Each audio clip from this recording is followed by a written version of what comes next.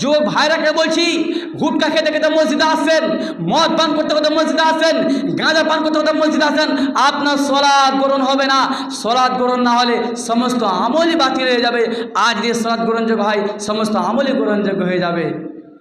আল্লাহ নিষেধ করছেন, এই নিষেধর্ম পান করে মসজিদে যাওয়া যাবে না। বুঝতে পারছেন না?